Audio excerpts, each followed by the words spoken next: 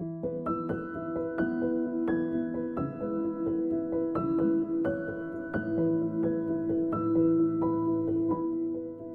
was born in Calatafimi in the province of Trapani, Italy on June 21st, 2001. Manuel received a Christian education in a joyful and full of life family where everything passed without problems.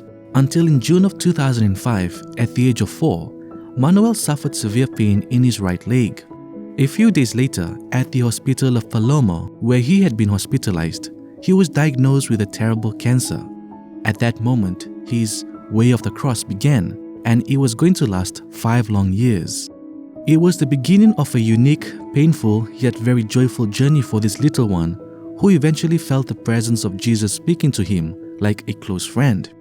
He first underwent an operation to remove his tumor, recovered from it, and received his first few cycles of chemotherapy. At first, he wanted to go to school and play with his friends, and he cried because he could not go. Then, after some time, the inexplicable occurred. Manuel accepted his treatment, becoming patient and calm. Sister Prisca, a Franciscan nun at the hospital, was the first to notice the change in Manuel. She said that before receiving therapy, Manuel would always visit the chapel because he wanted to see Jesus. This made him very happy because he wanted to be the closest friend of Jesus. Towards the end of summer 2005, Manuel returned home and recovered with his family and loved ones. After playing games, he always asked everyone to pray the rosary because the Hail Marys would make him feel better. He often asked those near him to recite it in moments of pain because it makes the pain go away, or in moments of fear because it gives him strength and peace. As time passed, his relationship with Our Lady intensified, and she became more alive. Once, Manuel was physically exhausted from countless treatments and asked Our Lady for a special consolation. It was the village's patron saint day and they took Our Lady out in procession. Manuel exclaimed to his mother that Our Lady had told him that he was her joy and that she will have fireworks for him. His mother explained that they weren't expecting any fireworks that day. Afterwards, Manuel went to sleep but was later awoken by fireworks. He said to his mom, "Now are you convinced? Our Lady told me, you are my joy and these fireworks are for you." In the hospital, the chaplain normally gave communion to his mother. Manuel also wanted to receive Jesus, but everyone told him that he was too young since he was only 6 years old. However, given his insistence, his Christian maturity, and his alarming physical condition, he received permission from the Bishop of Trapani. On 13th October 2007, he received his first communion. However, on the morning of the long-awaited day, he did not feel well. He woke up with terrible pains in his leg which did not allow him to get out of bed, and because of which, he feared he would not be able to go to the chapel. Towards noon, against all odds, the pain disappeared. Manuel explained that Our Lady had healed him.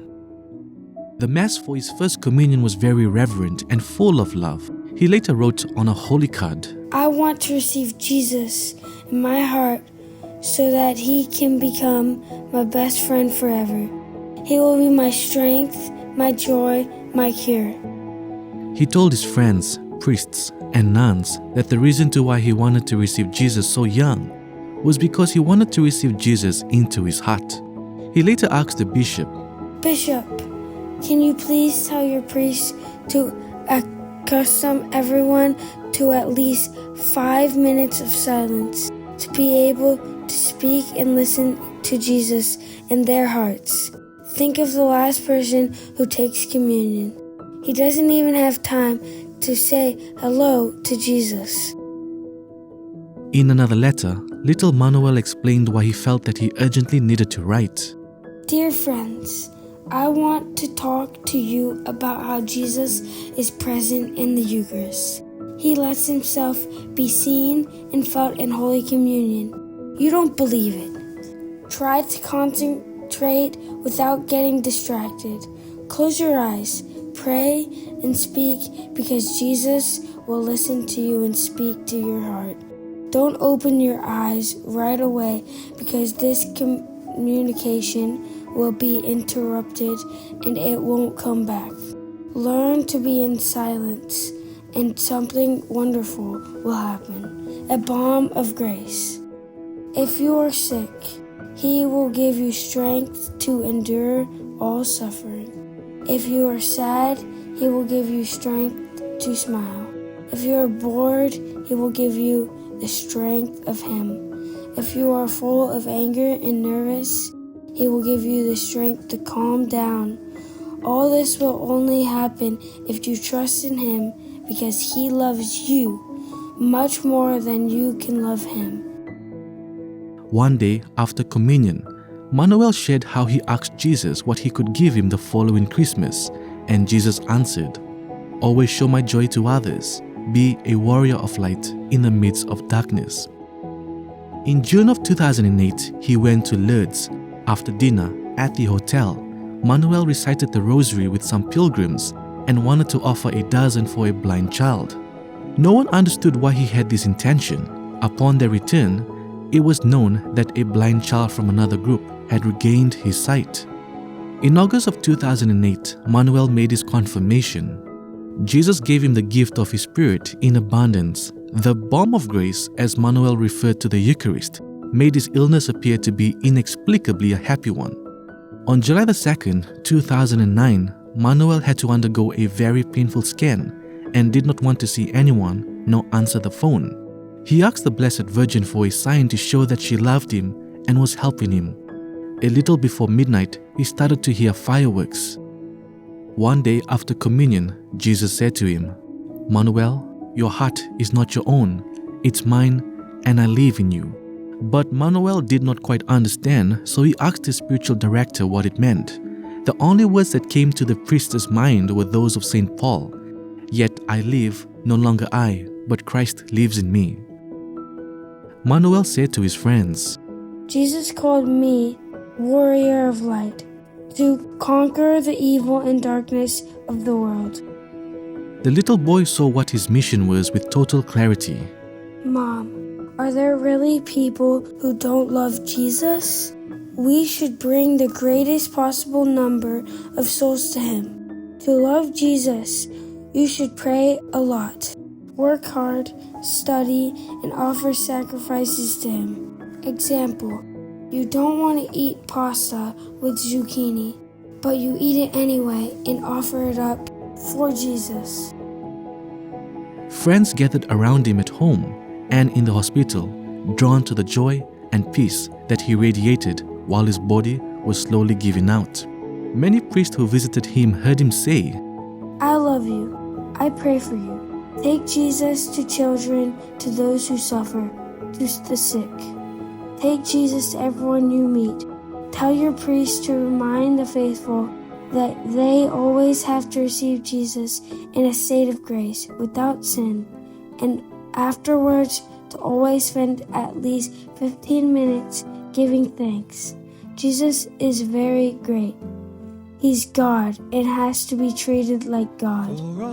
His mother and the priest encouraged him to take painkillers to ease the pain, but the child said, I want to wait a little longer before I take medicine because Jesus needs me suffering to save souls. On June the 21st, 2010, Manuel celebrated his last birthday. The last days of his agony arrived, but to the doctor's amazement, the heart of this warrior continued to beat for 4 more days. His mother understood immediately that Manuel had offered again his last drops of blood for someone whose name will never be known. He gave his mother precise instructions for the day of his death. That day, he would wear his first communion suit, and instead of a pillow for his head, he would rest on a Bible open to the passage of Jeremiah, chapter 17, verse 14, in which it is written, Heal me, Lord, that I may be healed. Save me, that I may be saved, for you are my praise. He also said that she shouldn't cry, and that no one should cry, but rather that they should be recollected in prayer, so that his funeral could reflect the great feast he was going to live in heaven. July the 20th was his last day on earth. He was lying on his bed with his rosary tightly held in his hands. Mass was celebrated in his room. After receiving communion, he whispered, I have finished. During terrible suffering one night, 2 months before he died, he had said to his mother, You're my only true witness. You'll have to write a lot of books about me, and so that everyone can come to know my story. Servant of God, Manuel Fodera, pray for us. Just like he is to us. Grace now shown, welcomed home. God the Father's mercy known, his mercy known.